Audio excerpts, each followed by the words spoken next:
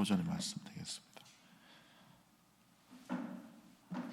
6장 8절서부터 15절의 말씀 되겠습니다.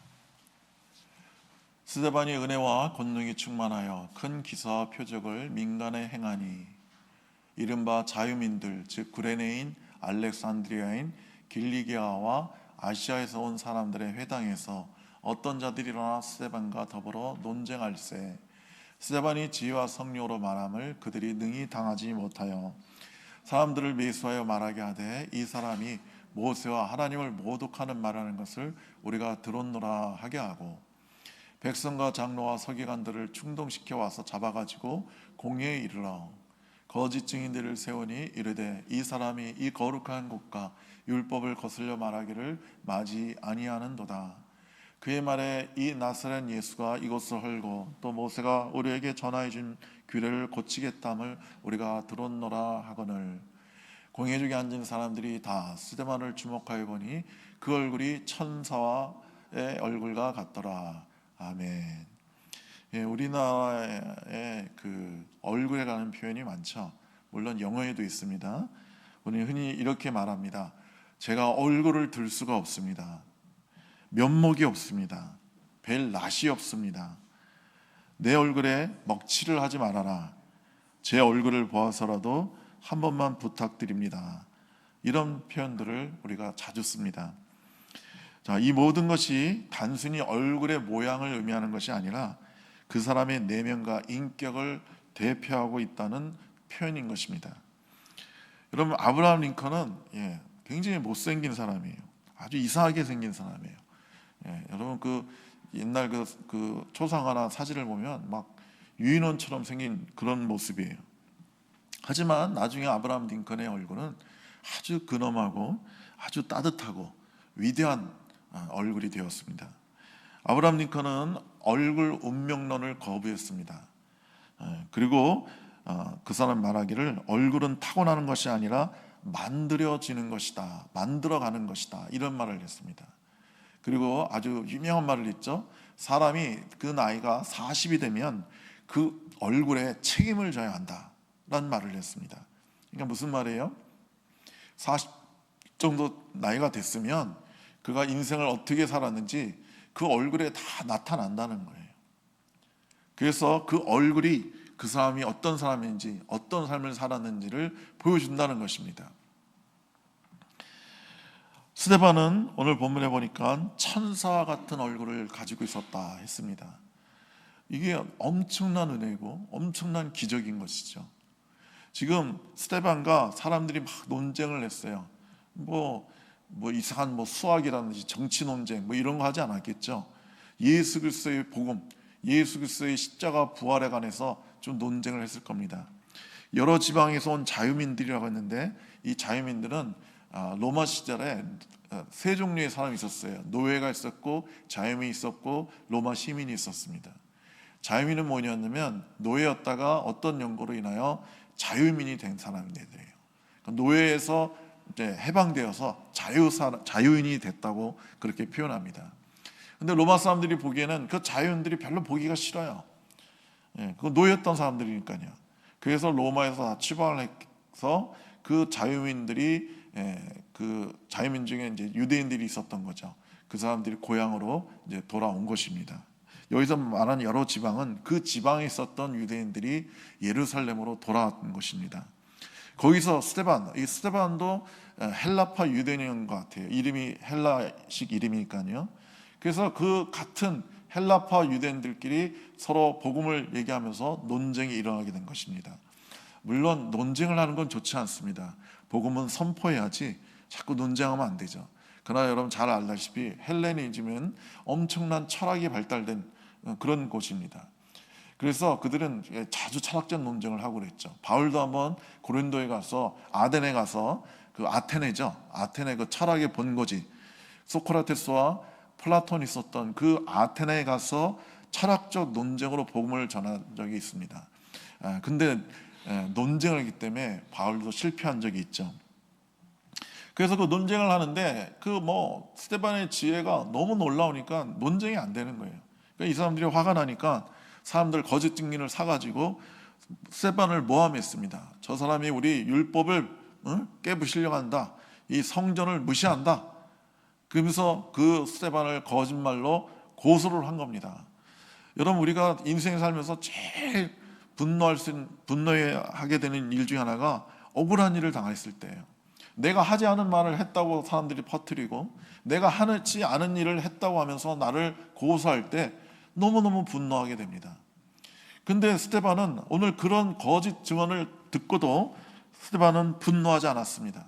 그의 얼굴이 천사같이 빛나고 있었습니다. 여러분, 미움에는요 집중의 원리가 있습니다. 그러니까 누군가를 가끔 미워하면 그 사람에 대해서 내가 늘 생각하고 있다는 거예요. 그래서요, 사랑의 반대는 미움이 아닙니다. 왜냐하면 미움도 그 사람을 생각하는 거니까요. 물론 부정적으로 나쁘게 생각하는 거지만요. 그래서 사랑의 반대는 미움이 아니라 무관심인 겁니다. 그 사람에서 아무 관심이 없는 거예요. 근데 미워한다는 것은 계속 그 사람을 생각하는 겁니다. 사람은 자기의 생각을 지배하고 있는 어떤 대상을 닮게 되어 있습니다. 심리학자는 이러한 특성을 적대자와의 동일시 현상이라고 말하고 있습니다. 그러니까 시어머니를 아주 미워하는 며느리가 있었다고 쳐봐요. 그래서 미워하고 막 분노하면서 내가 저런 시어머니 되지 말아야지 수도 없이 되뇌었지만 그 시어머니에 대한 미움 때문에 집중하게 되고 적과의 동일시 현상으로 이 며느리도 나중에 며느리를 맞이하면 자기가 시어머니가 되면 그렇게 미워하던 시어머니와 똑같은 말과 행동을 하게 된다는 것입니다. 여러분, 알코올 중독자 그 부모 밑에 있는 자녀들은 그 부모를, 특히 아버지를 엄청 미워하죠. 어떻게 인간이 저럴 수 있을까? 어떻게 이렇게 맨날 술만 먹으면 저렇게 깽판 치고 일도 안 하고 우리를 때릴 수 있을까? 하면서 아버지에 대한 그 미움이 가득하면요, 그 나중에 커서 이 아들도 그렇게 저주하고 싫어하던 술에 빠져 살게 된다는 것입니다. 그래서 여러분, 우리가 어떤 사람에 대해서 미워하면 반드시 그 사람을 닮게 된다는 것을 우리는 기억하고 미워하지 말고 사랑해야 되는 겁니다. 주의 은혜로 사랑하고 섬기고 그 사람을 축복해야 되는 것입니다. 여러분, 스데반이 성령과 지혜가 충만했다고 되어 있죠. 오늘 본문 안 나오지만 3절에 보면 그 성령과 지혜가 충만한 집사들을 뽑았다고 그랬어요. 그러니까 스데반도 그 7 집사 중에 한 명이니까 성령과 지혜가 충만했던 거죠. 오늘 본문 8절에서는 은혜와 권능이 충만했다고 되어 있어요. 여러분, 이렇게 성령이 충만했다는 것, 은혜가 충만했다는 것은 스데반이 늘 기도하는 사람이었다는 것을 우리에게 말해주고 있는 것입니다. 여러분, 마가다락방에서 120명의 성도들이 그렇게 기도에 전혀 힘쓸 때 성령의 충만함을 받았던 것처럼 이 스데반도 기도한 사람이었기 때문에 온 마음과 정성을 다해서 기도했기 때문에 성령으로 충만했다는 것입니다. 그리고 본문에는 지혜도 충만했다고 되어 있어요. 그가 지혜가 충만했다는 것은 사람들과의 변론에서 사람들이 그를 당해낼 수 없었다는 말로 우리는 잘 추론할 수가 있습니다. 그가 어떻게 하면 이렇게 지혜로울 수가 있을까요? 무엇보다 스데반은 성령의 능력으로 지혜의 영을 받기도 했지만 오늘 그 7장을 보면요, 스데반이 신약에서 가장 긴 설교를 합니다. 근데 그 설교가 구약의 그 모든 내용들을 요약해가지고 아주 강력하게 전하고 있습니다. 다음 주면 그 7장 내용을 볼 텐데요. 그러니까 스데반은 이 하나님의 말씀, 그 당시 성경은 구약밖에 없죠. 스데반이 있었던 시절에는 신약은 아직 편찬이 되지 않았어요. 그러니까 구약 성경을 누구보다도 잘 알고 있었습니다. 그래서 구약의 모든 내용을 아주 적당하게, 아주 알맞게 그들에게 설교하고 있었던 것입니다. 그러므로 여러분과 제가 지혜가 충만하려면 하나님의 말씀을 열심히 읽고 배우고 외워야 하는 것입니다. 여러분, 세계에서 가장 지혜로운 사람들이 누굴까요? 가장 지혜로운 민족이 누굴까요? 유태인이죠. 유태인이 왜 가장 지혜롭습니까? 여러분, 노벨상을 탄 사람들이 상당수가 엄청난 비율로 유대인들이 많습니다. 지금까지 노벨상을 탄 사람들이 800명이에요. 그러니까 엄청난 이 세계에서 가장 똑똑한 사람들이죠. 가장 문학가들이고요. 근데 그 중에 184명이 유태인이에요. 그러니까 23%가 유태인인 것입니다. 여러분, 중국의 인구가 15억이에요. 그렇게 인구가 많으니까 얼마나 똑똑한 사람이 많겠어요? 엄청난 천재들이 많겠죠. 근데 그 15억 인구 중에 노벨상을 탄 사람은 6명밖에 안 돼요. 그런데 유태인들은 지금 전 세계적으로 1,500만 명밖에 안 됩니다. 그 중에 185명이 노벨상을 탔다는 것은 그 중국과 비교하면 몇백 배로 많은 겁니다. 몇백 배로. 그러니까 유대인은 전 세계 인구의 0.2%밖에 안 되는데 노벨상을 23%가 탔다는 것은 뭐 어마어마한 비율인 것입니다. 근데 유대인들이 왜 이렇게 지혜로워요? 그들은 어렸을 때부터 성경을 읽습니다. 성경을 배웁니다. 성경을 외웁니다. 그래서 부모들이 어떻게든 성경을 사랑하게 하려고 애들이 아주 어렸을 때는 성경에다 막 꿀도 바른다고 그래요. 성경을 핥아 먹으면 꿀맛이 나기 때문에 아이들이 성경을 핥겠죠. 그러니까 그 정도로 어떻게든지 성경을 사랑하게 만든다는 것입니다. 그래서 유대인들이 전 세계적으로 가장 똑똑한 사람들입니다. 어떻게 보면 유대인들이 전 세계를 다스리고 있다고 봐도 과언이 아니에요. 지금 미국이 전 세계에서 가장 강력한 국가이고 미국이 뭐 엄청난 군사를 갖고 있고 세계 모든 문제를 막 자기가 해결하려고 그러잖아요. 근데 그 미국을 움직이는 정치가들을 유태인들이 배출하는 겁니다. 세계은행 뭐 이런 총재들은 다 유태인들이죠. 그리고 은혜가 충만했다고 하는데 이 은혜를 다른 말로 번역하면요, 사랑스러움이라고 번역할 수가 있습니다.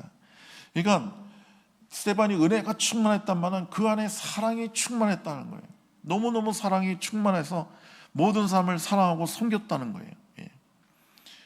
여러분, 그 스데반이 그 사랑이 충만했다는 걸 어떻게 알 수 있냐면 그 7장의 마지막에 보면 그가 순교를 하는데 사람들에게 돌을 맞아 죽습니다. 근데 그가 자기의 그 돌을 던진 사람들에게 분노하고 저주하는 게 아니라 그들을 위해서 기도를 합니다. 하나님, 저들을 용서해 달라고. 그러니까 죽어가는 순간에도 자기를 죽이는 사람들을 사랑한 거예요. 그만큼 그 안에 사랑이 충만했던 것입니다.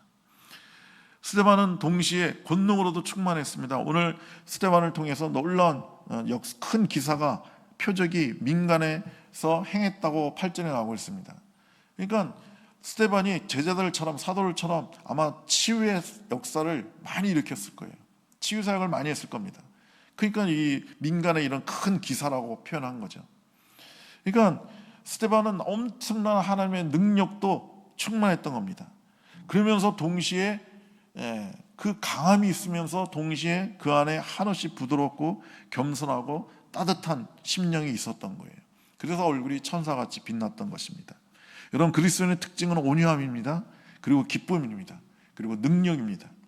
부드러우면서도 엄청난 하늘의 능력을 가지고 있는 것입니다. 그래서 8절에 큰 기사와 표적을 민간에 행하였다고 하는 것입니다. 처음에는 사도들에게 놀라운 능력, 놀라운 표적, 치유의 능력이 있었습니다. 근데 이제는 7 집사에게도 이러한 은사가 충만하게 임했던 겁니다. 권능이 임했던 것입니다. 그러므로 우리도 이것을 이어받아서 하나님의 은혜와 성령으로 충만해야 될 줄로 믿습니다. 스데반이 여러 사람과 변론할 때 10절에 보니까 지혜와 성령으로 했다라고 말하고 있습니다.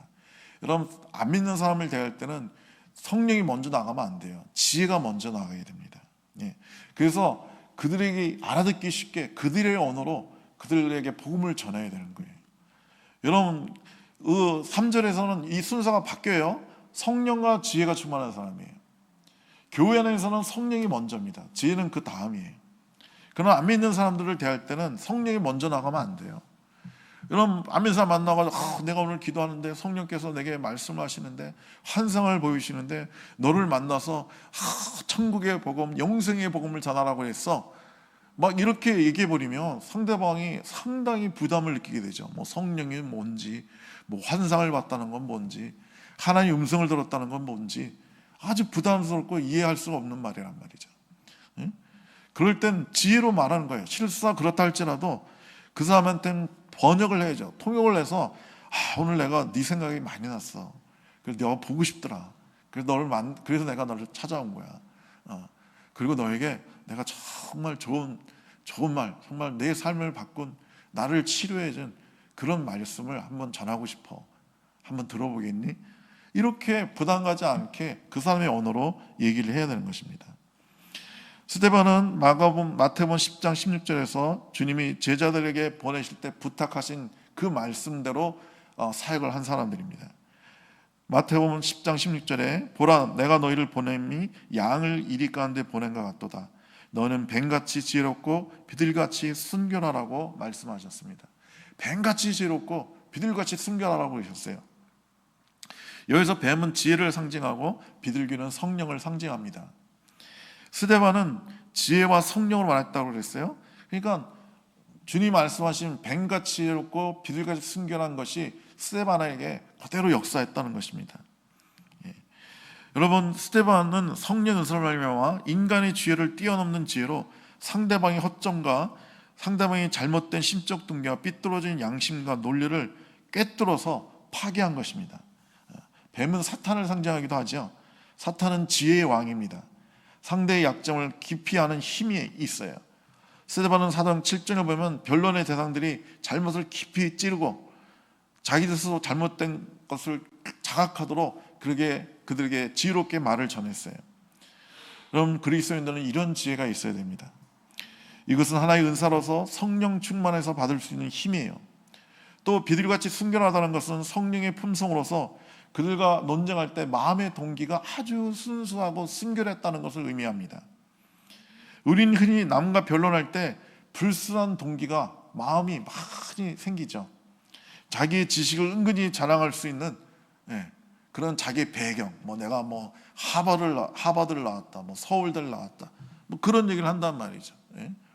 지난번 대선 토론하는 거에 대해서 상대방이 그 정책 잘못하는 거에서 막 비판하니까 그분이 그 비판한 거를 그 말로 논리정연하게 이렇게 반박하면 되는데, 내가 지금 경영학 박사인데 나한테 경영학을 지금 강의하고 있다고. 이건 상당히 잘못된 태도인 것입니다. 그 논쟁을 하면서 자기가 얼마나 훌륭한 지식이 있고 배경이 있고 학위가 있다는 것을 자랑하는 거예요. 여러분, 우리 논쟁을 보면 사람들이 막 분노하는 것도 보죠. 상대방에 대해서 분노합니다. 그러니까 논쟁하다가 상대방에 대해서 분노하고 미움이 가득해지는 거예요. 근데 스데반의 동기는 성령 충만으로 말미암아 순결했습니다. 오직 스데반의 심령에는 그리스도를 증거하겠다는 마음뿐이었어요. 그의 마음의 동기가 하나뿐이었습니다. 조금도 상대방들에 대한 혐오감이 없었어요. 분노가 없었어요. 오히려 그들을 어떡한지 구원하려고 하는 그런 아름다운 마음, 사랑하는 마음이 있을 뿐이에요. 그는 논쟁을 했지만 논쟁에서 내가 이겨먹겠다, 내가 저들을 다 깔아뭉개겠다, 이런 마음이 전혀 없었어요. 그들이 주님을 알지 못하는 것에서 안타까운 마음만 있을 뿐이었습니다. 스데반은 사랑했습니다. 정말 양처럼, 비둘기처럼 순결하고 아름다운 마음을 가졌던 것입니다. 그가 이렇게 천사의 얼굴을 가질 수 있었던 이유가 뭘까요? 그 7장 마지막에 보면 그는 영안이 열려서 보좌에 계신 하나님, 그 보좌 우편에 계신 어린 양 예수를 보게 됩니다. 영안이 열려서 그 빛되신 주님, 그 영원하신 우리 아버지, 거룩하신 하나님을 보니까 그 얼굴이 빛을 받아서 너무나도 거룩하게, 너무나도 아름답게 빛나게 되었던 것입니다. 여러분, 주님을 보는 사람은 우리의 그 얼굴이 빛날 수밖에 없습니다. 모세가 80일을 금식하고 기도하면서 하나님과 단둘이 지내니까 그가 산에서 내려왔을 때 얼굴에 강체가 났다고 되어 있어요. 우리가 주님을 뵈면 강체가 나는 것입니다. 스데반은 집사로서 당시 교회 문제였던 재정 문제, 구제 문제를 신실하게 잘 해결하고 잘 섬겼습니다. 그리고 밖에서는 순교하기까지 담대히 복음을 전했습니다. 여러분, 우리는 어떤 형태로 우리가 부름을 받았든 간에 우리가 집사로 부름받아서 교회 재정이라든지 봉사라든지 교육이라든지 여러 가지 봉사를 할 수 있습니다. 그러나 결국은 우리는 스데반처럼 복음을 전하는 사역자가 되어야 되는 것입니다. 그것이 하나님께서 가장 기뻐하시는 우리의 부르심이고 사역인 것입니다. 근데 전도를 우리가 하는데, 말씀을 전하는데 말로만 하면 안 되는 거예요. 오늘 스데반처럼 천사의 얼굴로 복음을 전해야 되는 것입니다. 그 미국의 한 기업가가 그 먼 타지방 타 도시로 이제 출장을 갔어요. 그 일을 하다가 이제 주일이 되어서, 이 사람은 신실한 크리스천이기 때문에 예배를 드리려고 이제 호텔 밖으로 나왔어요. 근데 이 생소한 도시니까 교회가 어디 있는지 모르는 거예요. 요즘처럼 뭐 인터넷이 발달된 시절이 아니기 때문에 검색을 할 수가 없었어요. 이게 한 30년 전의 이야기입니다. 그래서 이 사람이 이제 무작정 밖으로 나와가지고 그 보니까 마침 교통경찰이 교통 정리를 하고 있더래요. 그래서 그 교통정한테 가가지고, 저 경찰 선생님, 제가 예배를 드리려고 하는데 여기서 제일 가까운 교회를 알려주십시오. 어디 있는지 좀 알려주시면 내가 가서 예배 드리려고 합니다. 그랬더니 교통경찰이 막 가르쳐주세요. 뭐 이 길로 쭉 뭐 3km를 가고, 뭐 사거리에 만나면 거기서 우회전을 해가지고 뭐 한 2km를 가고, 거기서 조금만 더 가가지고 좌회전하면 거기 교회가 하나 있는데 거기 가서 예배 드립시오. 그러더래요. 그 사람이 차를 렌트해가지고 그 3km를 가고 또 2km를 가고 또 몇 킬로를 가면서 그 경찰이 말해준 교회를 찾아가는데, 보니까 지나가면서 보니까 교회들이 있더래요. 더 가까운 데 교회가 있는데 그 경찰이 가르쳐준 교회는 좀 먼 데 있는 교회더라는 거예요. 그래서 희한하다. 이 가까운 교회를 알려달라고 그러는데 왜 나한테 멀리 있는 교회를 가르쳐줬을까? 그러면서 이제 예배를 드리고 다시 이제 호텔로 돌아왔는데 아직도 그 교통경찰이 있더래요. 그래서 궁금해서 또 물어봤대요. 아니, 제가 가까운 교회를 가르쳐달라고 그랬는데 왜 그렇게 먼 데 있는 교회를 나한테 알려준 것이냐고, 특별한 이유가 있습니까? 그랬더니 그 교통경찰이 뭐라고 그랬냐면, 제가 이 지역에서 몇 년 동안 교통정리를 했는데 그 제가 가르쳐준 교회에서 나오는 성도들이 예배 드리고 나왔을 때 그 얼굴이 가장 밝고 가장 행복해 보였습니다. 그래서 제가 좀 멀더라도 그 좋은 교회를 소개하고 싶어서 그 교회를 알려드린 것입니다. 이렇게 대답을 하더라는 거예요. 그러니까 교통경찰은 그 교회에 대해서 잘 몰랐지만 그 예배 드리고 나오는 사람들의 표정을 보고 저 교회가 좋은 교회구나 라고 생각을 한 거예요. 그럼 이런 것처럼 우리는 얼굴로, 우리 표정으로 전도를 해야 되는 것입니다. 우리 표정에는 막 짜증이 가득하고 막 분노가 가득하고 막 걱정 근심이 가득한 얼굴로 예수 믿으면 구원받는다고, 예수 믿으면 하늘의 기쁨이 온다고 이렇게 전하면 누가 그 말을 믿겠어요? 여러분과 제가 말이 아니더라도 우리의 삶으로, 우리의 얼굴 표정으로 복음을 전해야 되는 것입니다. 제가 그 중학교, 고등학교 때 주님을 만나서 전도를 많이 했는데, 그 중에 어떤 친구들은 우리 전병아 성도도 집사도 그런 케이스인데, 그냥 저한테 와가지고 나도 네가 다니는 교회 가고 싶다 이렇게 말하는 친구들이 몇 명 있었어요. 왜 그러냐 그랬더니 너처럼 이렇게 좀 마음이 편안하고 참 여유 있고 늘 얼굴이 편안한 것 같아서 나도 너처럼 되고 싶어서 네가 다니는 교회 가고 싶다 이렇게 얘기하는 거예요. 제가 그 말 듣고 아주 감사하고 기뻐했습니다. 내 얼굴에서, 내 삶 가운데서 내 친구들에게 좋은 영향을, 좋은 메시지를 전했구나 라는 생각이 들어서 참 감사했습니다. 사랑하는 성도 여러분, 우리는 얼굴이 천사같이 빛나야 됩니다. 잘생겨야 되고 못생겨야 되고 이게 중요한 게 아니에요. 누가 우리를 보든지 간에 정말 저 사람 인자하다, 이 얼굴이 참 행복해 보인다, 평안하다, 저 사람 얼굴 보면 참 예수님 보는 것 같다, 이런 말이 나올 정도가 돼야 되는 것입니다. 우리 한경진 목사님이 미국에서 유학할 때 식당에서 맨날 이 설거지만 하셨는데 뭐 별 말을 안 했다고 그래요. 뭐 전도를 한 것도 아닌데 그 식당의 사장이 한경진 목사님 뭐 그랬다고 합니다. 우리 미스터 한은 등에 날개가 달린 것 같다고, 그러니까 천사 같다고 그러더라고요. 그냥 열심히 하루 종일 설거지만 했는데 사장이 볼 때는 천사처럼 보였다는 거예요. 이거 얼마나 은혜가 됩니까? 저도 그래서 식당에서 알바하면서 그런 소리 한번 들어볼까 해가지고 열심히 노력했는데 우리 사장은 그런 말 한 번도 안 했어요. 미스터 킴은 많이 먹기만 하는 것 같다고 이런 소리만 하는데, 제가 그 말을 듣고 어떡한지 나도 하나님 앞에서 천사 같은 삶을 살아야겠구나 생각을 한 적이 있습니다. 사랑하는 성도 여러분, 우리는 얼굴로 전도해야 됩니다. 우리는 스테반처럼 천사의 얼굴을 가지고 주님을 섬기고 사람들을 섬기고 복음을 전해야 될 줄 믿습니다. 기도하겠습니다. 좋으신 우리 하나님 아버지, 우리에게 은혜 주셔서 주님을 알게 하시고 이 놀라운 복음, 이 놀라운 주의 기쁨을 알게 하시니 참으로 감사합니다. 우리도 스테반처럼 천사의 얼굴을 갖기 원합니다. 우리 안에 모든 분노와 어둠과 슬픔과 낭만이 떠나가게 하시고 우리 주님을 향한 사랑과 사람들 향한 사랑과 기쁨이 넘쳐서 늘 얼굴이 빛나게 하시고 우리의 그 빛난 얼굴로 삶으로 주의 귀한 생명의 복음을 전할 수 있게 주시옵소서. 우리 가운데 아픈 자들이 있습니다. 하나님 이 시간 피 묻은 손으로 안수하셔서 깨끗이 치유하여 주옵소서. 모든 병마가 떠나게 하시고 하나님의 놀라운 치유와 건강이 머리부터 발끝까지 흘러 넘칠 수 있도록 역사하여 주시옵소서. 예수님의 이름으로 기도드립니다. 아멘. 주기도문으로 주님께 나갑니다.